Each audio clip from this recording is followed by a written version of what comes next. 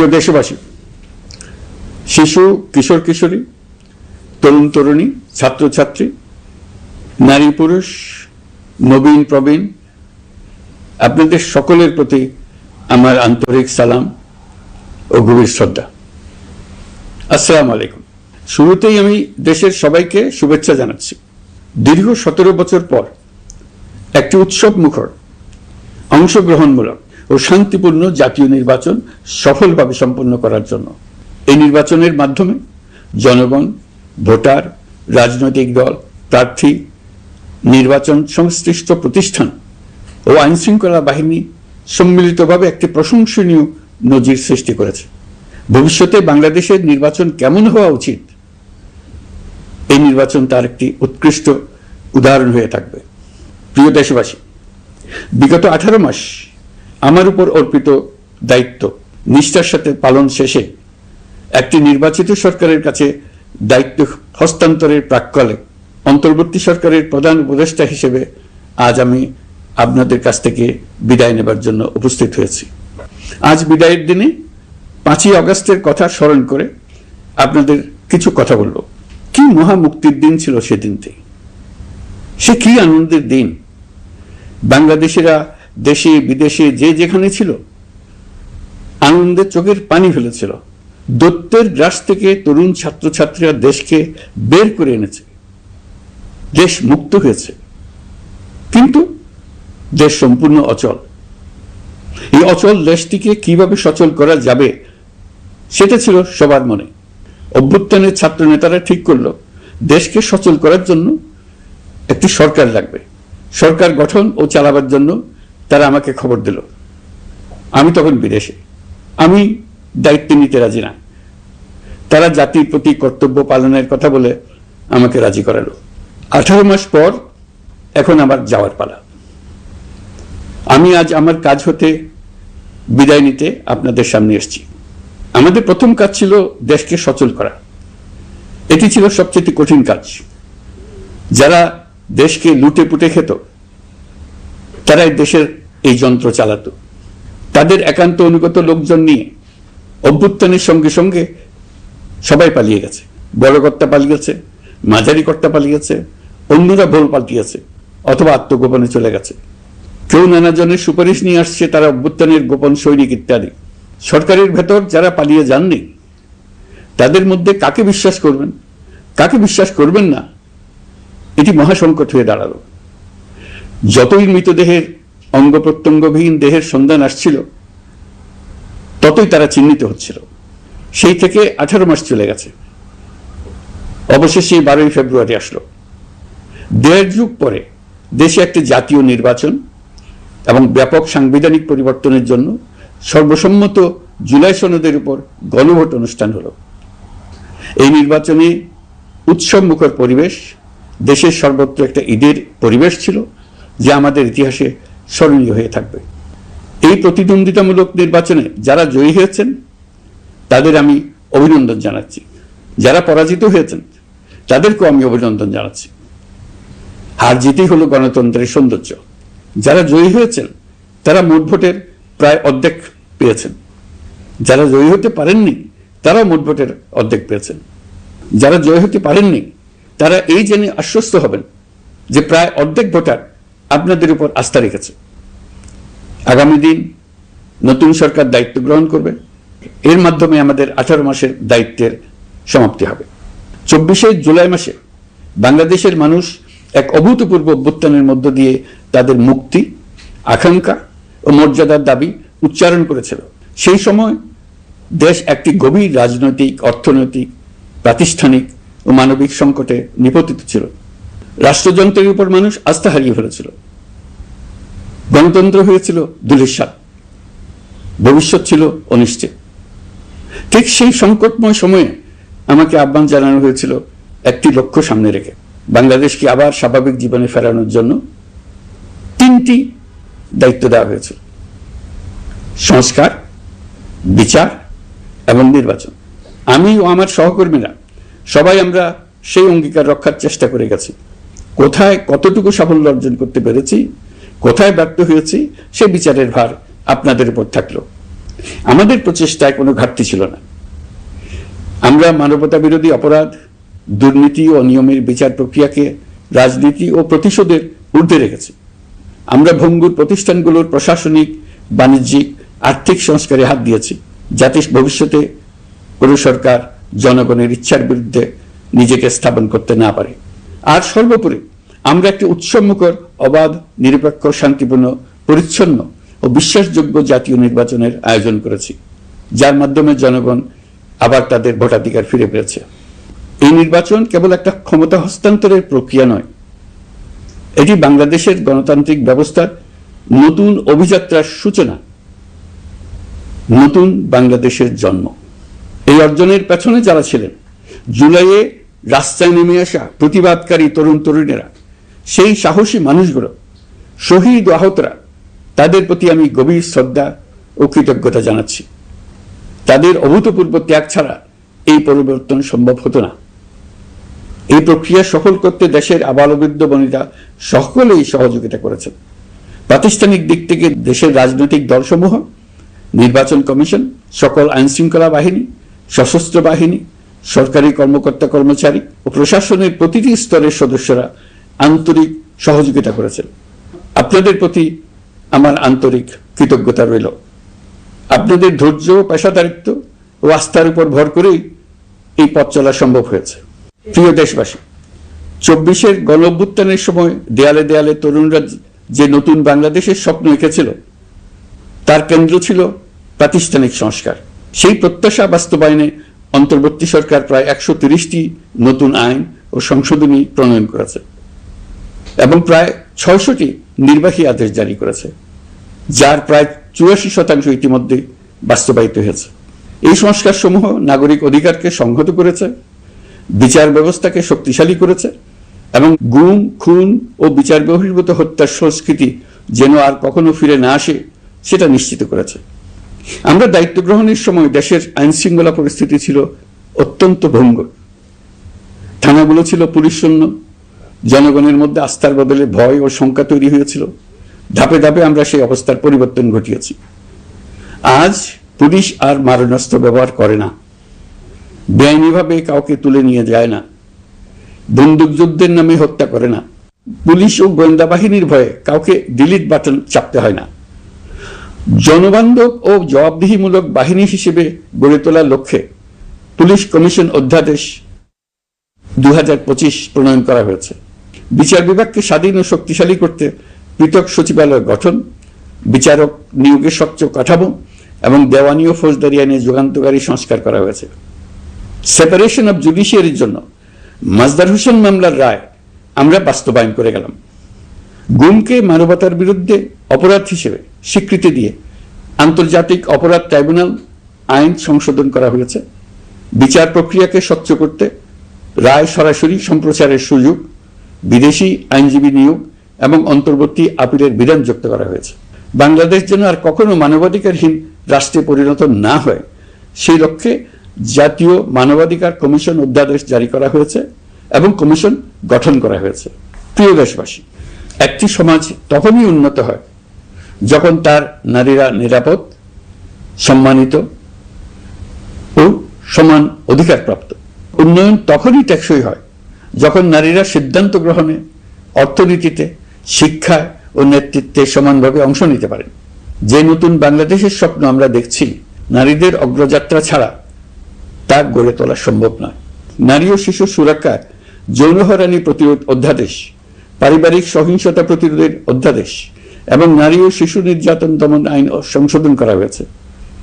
নতুন এসব আইনের মাধ্যমে কর্মক্ষেত্রে ও শিক্ষা প্রতিষ্ঠানে নারীদের হয়রানি প্রতিরোধ ও সুরক্ষা নিশ্চিত করার পথ সুগম করা হয়েছে।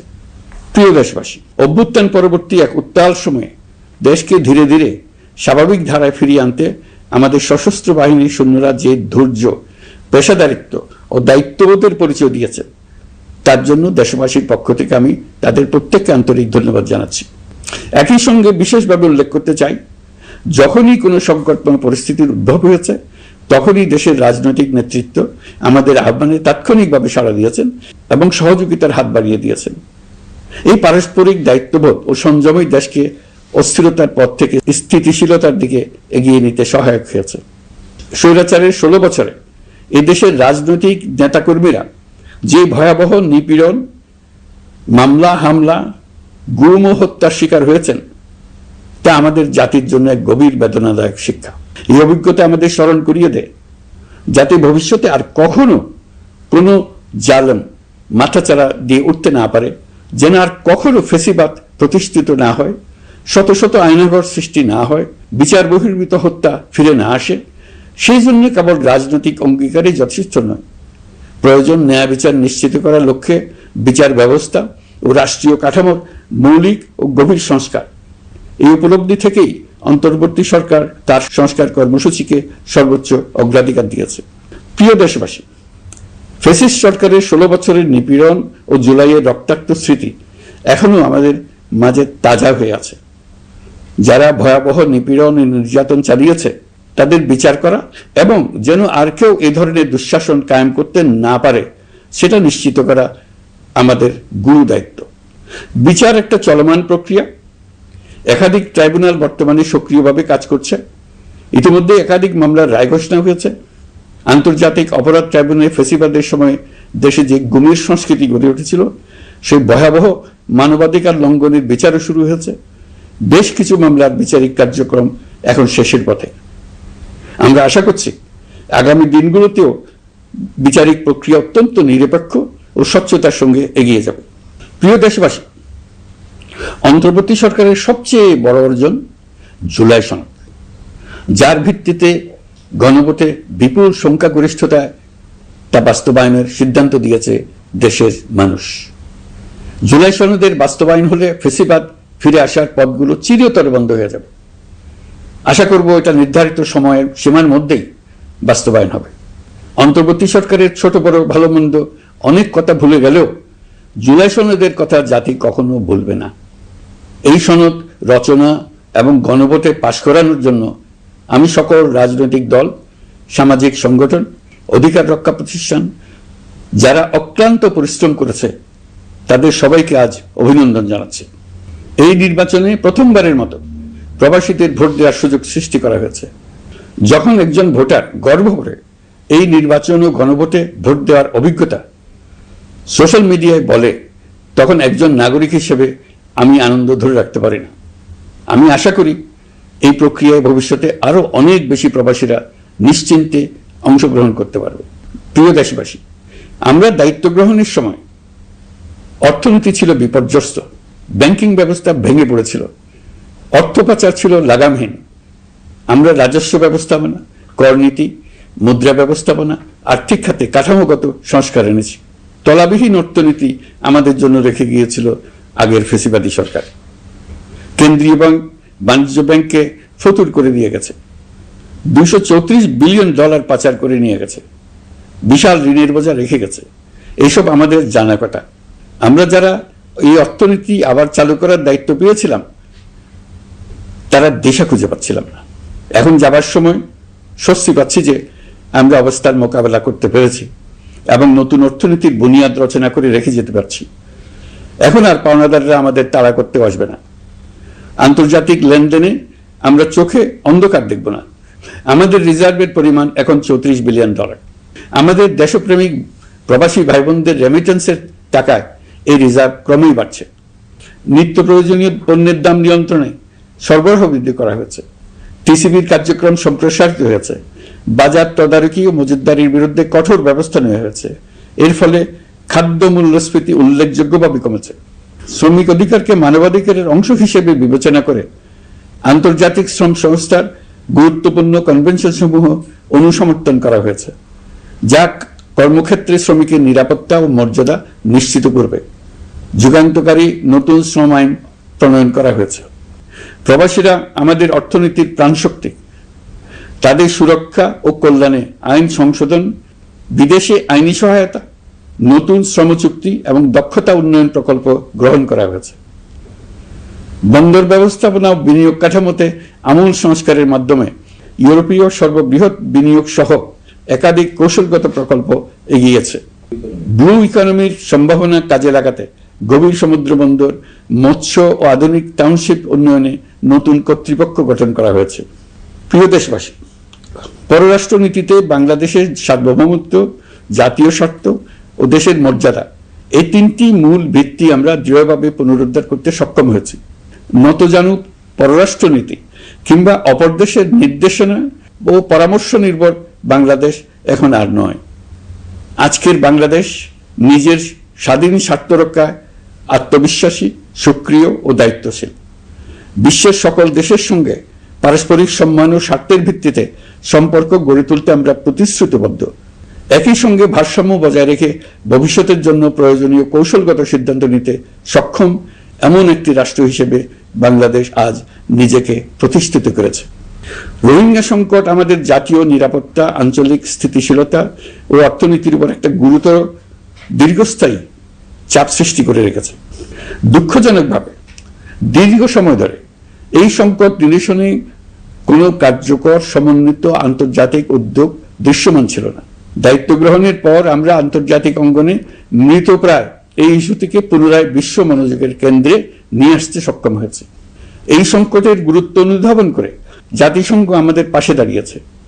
জাতিসংঘের মহাসচিব নিজে বাংলাদেশ সফর করেছেন এবং সমস্যার টেকসই সমাধানে সহায়তার অঙ্গীকার ব্যক্ত করেছেন। আমার অনুরোধে জাতিসংঘে রোহিঙ্গা বিষয়ে বিশেষ সভা অনুষ্ঠিত হয়েছে। প্রিয় দেশবাসী, দীর্ঘ ফ্যাসিবাদী শাসনামলে বাংলাদেশের সশস্ত্র বাহিনীর সক্ষমতা ও আধুনিকীকরণের বিষয়টি পরিকল্পিতভাবে উপেক্ষিত ছিল। আমরা অল্প সময়ের মধ্যেই সেই অবস্থার মৌলিক পরিবর্তনের সূচনা করতে পেরেছি। দায়িত্ব গ্রহণের পর থেকেই বর্তমান সরকার সশস্ত্র বাহিনীর সক্ষমতা বৃদ্ধি, আধুনিকায়ন এবং যে কোনো ধরনের আগ্রাসন কার্যকরভাবে মোকাবেলার জন্য সশস্ত্র বাহিনীকে উপযোগী করে গড়ে তোলাকে অগ্রাধিকার দিয়েছে। সশস্ত্র বাহিনীর প্রতিরক্ষা সক্ষমতা বৃদ্ধি একটি ব্যয়বহুল প্রক্রিয়া হলেও বর্তমান বৈশ্বিক বাস্তবতায় বহির্বিশ্বের সম্ভাব্য হুমকি ও আগ্রাসন মোকাবেলার জন্য এর কোনো বিকল্প নেই। এই বাস্তবতা বিবেচনায় নিয়ে অন্তর্বর্তী সরকার তার সীমিত মেয়াদের মধ্যে সেনাবাহিনী, বিমান বাহিনী ও নৌবাহিনীর সক্ষমতা বৃদ্ধিতে যুগান্তকারী পদক্ষেপ গ্রহণ করেছে। আমি দৃঢ়ভাবে বিশ্বাস করি এই উদ্যোগগুলোর ধারাবাহিকতা ভবিষ্যতের নির্বাচিত গণতান্ত্রিক সরকার সমূহ অব্যাহত রাখবে, যাতে বাংলাদেশের জাতীয় নিরাপত্তা, স্বাধীনতা, সার্বভৌমত্ব, আঞ্চলিক অখণ্ডতা দীর্ঘমেয়াদে নিশ্চিত করা যায়। প্রিয় দেশবাসী, বাংলাদেশ এখন কেবল সংকট থেকে উত্তরণের গল্প নয়, বাংলাদেশ আজ অমিত সম্ভাবনার দেশ। আমাদের ছেলে মেয়েরা অসীম সম্ভাবনা নিয়ে জন্মায়। এটি সাহসী, সৃজনশীল, উদ্যমী তরুণদের দেশ। তাদের দরকার উপযুক্ত শিক্ষা, বিশ্বমানের প্রশিক্ষণ এবং এমন একটি রাষ্ট্র ব্যবস্থা যেখানে মেধা ও পরিশ্রম ও সততার মূল্য আছে। সারা বিশ্বে অর্থনৈতিক কর্মকাণ্ড পরিচালনায় প্রতি বছর বিপুল সংখ্যক দক্ষ, কর্মঠ, শৃঙ্খলাবদ্ধ কর্মীর প্রয়োজন তৈরি হচ্ছে, আর বাংলাদেশে আছে কর্মক্ষম বিপুল তরুণ সম্প্রদায়। আমরা যদি এই বৈশ্বিক চাহিদা পূরণে উপযুক্ত পদক্ষেপ গ্রহণ করি, তাহলে জাপান, কোরিয়া, মধ্যপ্রাচ্য, ইউরোপ, উত্তর আমেরিকা সহ সবাই চাইবে বাংলাদেশের তরুণ তরুণীদের শ্রম, মেধা ও সৃজনশীলতা ব্যবহার করতে। আমরা হয়ে উঠতে পারি তাদের জন্য পছন্দের একটা নির্ভরযোগ্য, দক্ষ জনশক্তি সরবরাহকারী দেশ। আমাদের খোলা সমুদ্র কেবল ভৌগোলিক সীমারেখা নয়, এটি বাংলাদেশের জন্য বিশ্ব অর্থনীতির সঙ্গে যুক্ত হওয়ার উন্মুক্ত দরজা। নেপাল, ভুটান ও সেভেন সিস্টার্সকে নিয়ে এই অঞ্চলে অর্থনৈতিক সমৃদ্ধির বিশাল সম্ভাবনা রয়েছে। অর্থনৈতিক অঞ্চল, বাণিজ্যিক চুক্তি ও শুল্কমুক্ত বাজারে প্রবেশের সুযোগের মধ্য দিয়ে এই অঞ্চলে একটি বৈশ্বিক উৎপাদন কেন্দ্র হিসেবে গড়ে ওঠার শক্তিশালী ভিত্তি প্রতিষ্ঠিত হবে। আমাদের বন্দরগুলোর দক্ষতা আন্তর্জাতিক পর্যায়ে নেবার জন্য সেরা আন্তর্জাতিক বন্দর পরিচালনা কোম্পানির সঙ্গে চুক্তির কাজে আমরা অনেক এগিয়ে এসেছি। এর দক্ষতা বাড়াতে না পারলে আমরা অর্থনৈতিক অর্জনে পিছিয়ে যাব। প্রিয় দেশবাসী, সম্প্রতি বাংলাদেশের সঙ্গে যুক্তরাষ্ট্রের একটি গুরুত্বপূর্ণ দ্বিপাক্ষিক বাণিজ্য শুল্ক চুক্তি সম্পন্ন হয়েছে। এই চুক্তি কেবল একটা বাণিজ্যিক সুবিধা নয়, এটি বাংলাদেশের অর্থনীতি, কর্মসংস্থান, শিল্পায়ন এবং আন্তর্জাতিক কূটনৈতিক অবস্থানকে দীর্ঘমেয়াদে শক্তিশালী করার জন্য একটি কৌশলগত ভিত্তি হিসেবে কাজ করবে। এই চুক্তির ফলে যুক্তরাষ্ট্রের বাজারে বাংলাদেশের জন্য প্রযোজ্য পারস্পরিক শুল্কভার, রেসিপ্রোকাল ট্যারিফ 37% থেকে 19% কমে এসছে। এই চুক্তির একটা বিশেষ দিক হলো যুক্তরাষ্ট্রে উৎপাদিত তুলা ও কৃত্রিম তন্তু ব্যবহার করে তৈরি পোশাক পণ্যে শূন্য পারস্পরিক শুল্ক সুবিধা। এটা একটা মস্ত বড় সুবিধা। এর মাধ্যমে যুক্তরাষ্ট্রের বাজারে শুল্ক সুবিধা পাওয়ায় বাংলাদেশি পোশাক আরো কম দামে যুক্তরাষ্ট্রে প্রবেশ করবে। যুক্তরাষ্ট্রের তুলা ব্যবহারের ফলে আমাদের সরবরাহ চেইন আরো বৈচিত্র্যময় ও স্থিতিশীল হবে। এটি বাংলাদেশের পোশাক শিল্পকে উচ্চ মূল্যের ও উন্নত মানের পণ্যের দিকে অগ্রসর হওয়ার সুযোগ করে দেবে। প্রিয় দেশবাসী, বাংলাদেশের অর্থনৈতিক ভবিষ্যৎ টেকসই, বৈচিত্র্যময় ও প্রযুক্তি নির্ভর করার লক্ষ্যে জাপানের সঙ্গে সম্পাদিত অর্থনৈতিক অংশীদারিত্ব চুক্তি একটি ঐতিহাসিক ও কৌশলগত অগ্রগতি। এই অংশীদারিত্বের একটি গুরুত্বপূর্ণ সুফল হল উৎপাদন ও রপ্তানির বহুমুখীকরণ।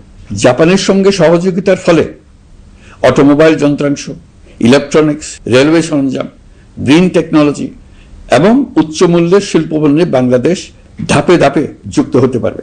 এতে আমাদের ঝুঁকি কমবে এবং বৈশ্বিক বাজারে বাংলাদেশের অবস্থান আরো শক্তিশালী হবে। পৃথিবীর শিল্পোন্নত দেশগুলো আমাদের দেশে বিনিয়োগ করবে শুধু জাপানে শুল্কমুক্ত রপ্তানির সুবিধা গ্রহণ করার জন্য। প্রিয় দেশবাসী, আমরা চীনের সাথে আমাদের উন্নয়ন সহযোগিতা গভীরতর করেছে। গত বছর মার্চে বেজিংয়ে চীনের প্রেসিডেন্ট শি জিনপিং এর সাথে বৈঠকে আমরা দুদেশের মধ্যকার কৌশলগত অংশীদারিত্বকে নতুন পর্যায়ে উন্নীত করার প্রত্যয় ব্যক্ত করেছে। ইতিমধ্যে তিস্তা নদীর সামগ্রিক ব্যবস্থাপনা ও পুনর্বাসন প্রকল্পের বিষয়ে উল্লেখযোগ্য অগ্রগতি হয়েছে। নীলফামারীতে 1000 শয্যার একটি আন্তর্জাতিক মানের হাসপাতাল তৈরিতে দুদেশ একমত হয়েছে। এই কাজটি আমরা এগিয়ে নিতে পেরেছি। আমরা এমন একটি বাংলাদেশ গড়ে তুলতে চাই যে বাংলাদেশ শুধু স্বল্প মূল্যের শ্রমনির্ভর অর্থনীতি নয়, বরং দক্ষতা ও প্রযুক্তি ও মূল্য সংযোজন ভিত্তিক অর্থনীতিতে রূপান্তরিত হবে। তবে আমি স্পষ্টভাবে বলতে চাই, এই সম্ভাবনা বাস্তবে রূপ নিতে হলে 3টি বিষয়ের কোনো বিকল্প নেই: শিক্ষা, প্রশিক্ষণ এবং সততা। অতীতে রাষ্ট্রীয় ব্যবস্থাপনায় সীমাহীন দুর্নীতি, অসততা, অনিয়ম ও জালিয়াতিকে উৎসাহিত করা হয়েছিল। সেই সংস্কৃতি আমাদের পেছনে টেনে রেখেছিল, আমাদের বিশ্বাসযোগ্যতা ক্ষুণ্ণ করেছিল। নতুন বাংলাদেশকে সেই পথ থেকে সরে আসতে হবে। আমাদেরকে প্রতিজ্ঞাবদ্ধ হতে হবে নিয়ম মানায়, প্রতিশ্রুতি রক্ষা, মান বজায় রাখা, রাষ্ট্রের প্রতিটি স্তরকে দুর্নীতিমুক্ত করায়, স্বচ্ছতা ও দায়বদ্ধতা নিশ্চিত করা। প্রিয় দেশবাসী, আমরা শূন্য থেকে শুরু করিনি, শুরু করেছি মাইনাস থেকে। ধ্বংসস্তূপ পরিষ্কার করে প্রতিষ্ঠান দাঁড় করিয়ে তারপরে সংস্কারের পথ ধরেছে। আজ অন্তর্বর্তী সরকার বিদায় দিচ্ছে, কিন্তু গণতন্ত্র, জবাবদিহিতা, বাক স্বাধীনতা, অধিকার চর্চার যে ধারা শুরু হয়েছে তা যেন কখনো থেমে না যায়। আমরা রাষ্ট্রীয় দায়িত্ব ছেড়ে গেলেও নতুন বাংলাদেশ গড়ার সার্বিক দায়িত্ব আমার, আপনার, আমাদের সবার। আমাদের সকলের দায়িত্ব দেশকে সত্যিকারের গণতন্ত্র হিসেবে পরিস্ফুটিত করা। জুলাই গণঅভ্যুত্থান আমাদের জন্য এই দরজা খুলে দিয়েছে। আমরা যদি স্বপ্ন, আকাঙ্ক্ষা ও শক্তিকে বাঁচিয়ে রাখতে পারি, তবে বাংলাদেশের অগ্রযাত্রা কেউ থামাতে পারবে না। গণঅভ্যুত্থানে যারা প্রাণ দিয়েছে, শরীরের অঙ্গ হারিয়ে দুঃসহ জীবনযাপন করছে, যাদের লাশ পুড়িয়ে ফেলা হয়েছে, যাদের লাশ এখনো খুঁজে পাওয়া যাচ্ছে না, যারা অল্পের জন্য বেঁচে গেছে, তাদের সকলের আত্মত্যাগকে এই জাতি যেন কোনোদিন ভুলে না যায়। প্রতিটি রাষ্ট্রীয় সিদ্ধান্ত গ্রহণে আমরা যেন তাদের ছবি মনে রেখে সিদ্ধান্ত নিই। আমাদের পরবর্তী প্রজন্মকে ক্ষমতাবানদের কিভাবে নিয়ন্ত্রণে রাখতে হয় সেই শিক্ষাটি যেন দিয়ে যেতে পারে। ক্ষমতাবানদের ক্ষমতা মানুষকে কিরকম মনুষ্যত্বহীন করে তুলতে পারে সেটা জাতির ইতিহাসে ধরে রাখার জন্য আমরা পলাতক প্রধানমন্ত্রীর বাসস্থান গণভবনকে জাতীয় জুলাই স্মৃতি জাদুঘর হিসেবে প্রতিষ্ঠিত করে রেখে যাচ্ছি। এখানে আপনাদের স্মৃতির বাস্তব নমুনা সংরক্ষণ করে রাখা হয়েছে। জাদুঘর যখন জনসাধারণের জন্য খুলে দেওয়া হবে, তখন আপনি যেখানেই থাকুন, দেশে থাকুন, বিদেশে থাকুন, আমি অনুরোধ করব আপনি সপরিবারে একবার এসে কিছুক্ষণ জাদুঘরে কাটিয়ে যাবেন। প্রিয় দেশবাসী, আসুন আমরা এমন একটি বাংলাদেশ করি যেখানে সম্ভাবনা সীমাহীন আর স্বপ্নের কোনো সীমানা নেই।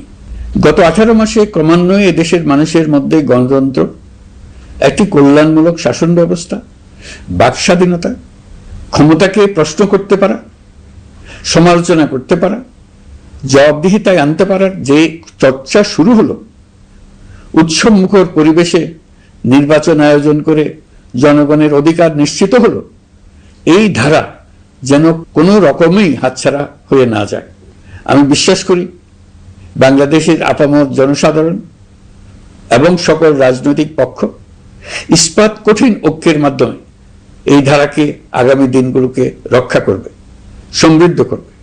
অধিকারের বিষয়ে, দেশের স্বাধীনতা সার্বভৌমত্বের বিষয়ে পরবর্তী প্রজন্মের জন্য একটি সুন্দর বাংলাদেশ গড়ে তোলার প্রত্যয়ে দৃঢ় থাকতে হবে। দলমত, ধর্ম, বর্ণ, নারী পুরুষ নির্বিশেষে সবাইকে আহ্বান জানাই একটি ন্যায়ভিত্তিক, মানবিক ও গণতান্ত্রিক বাংলাদেশ গড়ে তোলার সংগ্রাম অব্যাহত রাখতে। এই আহ্বান জানিয়েই আমি অত্যন্ত আশাবাদের সঙ্গে আজ আপনাদের কাছ থেকে বিদায় নিচ্ছি। দেশের শিশু, কিশোর কিশোরী, তরুণ তরুণী, ছাত্রছাত্রী, নারী পুরুষ, নবীন প্রবীণ, আমার দায়িত্ব থেকে বিদায় নেবার এই প্রাক্কালে আপনাদের সকলের প্রতি আন্তরিক ধন্যবাদ জানাচ্ছি। আমার জন্য দোয়া করবেন। মহান আল্লাহ আমাদের সকলের সহায় হন।